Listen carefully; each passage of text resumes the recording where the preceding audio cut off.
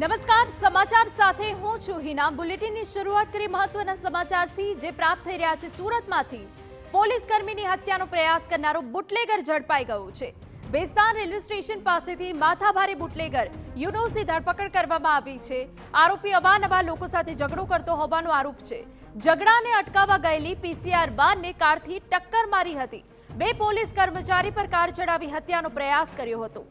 ઘટના બાદ ફરાર આરોપીની પોલીસે ધરપકડ કરી છે। તો આ બે બુટલેગર કે જેઓએ બે પોલીસ કર્મચારીઓ ઉપર કાર ચડાવવાનો પ્રયત્ન કર્યો હતો અને આખરે બુટલેગર પોલીસ સકંજામાં આવી ગયું છે।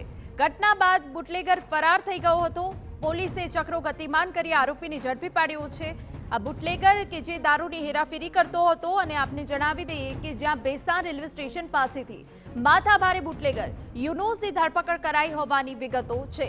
આરોપી અવારનવાર લોકો સાથે ઝઘડો કરતો હોવાનો પણ આરોપ છે।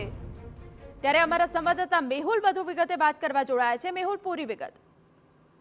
જી બિલકુલ, સુરતના બેસ્તાન વિસ્તારમાં 3 દિવસ અગાઉ માથાભારે છાપ ધરાવતા અને ભૂતકાળમાં અનેક ગુનાહિત ઇતિહાસ નોંધાવતા બુટલેગર યુનુસ પ્રેમીએ પોલીસ સાથે ઝપાઝપી કરી હતી અને પોલીસ કર્મચારીઓ પર હુમલો કરી તેઓની હત્યાનો પ્રયાસ કર્યો હતો, જેને લઈને પોલીસ દોડતી થઈ ગઈ હતી। ઘટનાને અંજામ આપી જ્યાં યુનુસ છે તે ભાગી ગયો હતો। પોલીસ દ્વારા તેઓને ઝડપવા ચક્રો ગતિમાન કર્યા હતા। તે દરમિયાન હાલ ચોક્કસ માહિતી બાતમીના આધારે પોલીસે આ જે આરોપી યુનુસ ઉર્ફે ટેણી છે તેને ઝડપી લીધો છે અને તેઓ વિરુદ્ધ કાયદેસરની કાર્યવાહી હાથ ધરવામાં આવી રહી છે। જે રીતે સુરત જિલ્લામાં અસામાજિક તત્વો ટપોરીઓ બે લગામ થઈ ગયા છે અને તેઓ હવે પોલીસ પર પણ હુમલો કરતા અચકાતા નથી। એટલે ક્યાંક ને ક્યાંક ગુનેગારો પર પોલીસની હવે જે પકડ હોવી પડે તે ઢીલી થઈ રહી છે, જેને લઈને લોકો પણ હાલ ચર્ચા વિચારણા કરી રહ્યા છે અને અનેક સવાલો ઉભા કરી રહ્યા છે।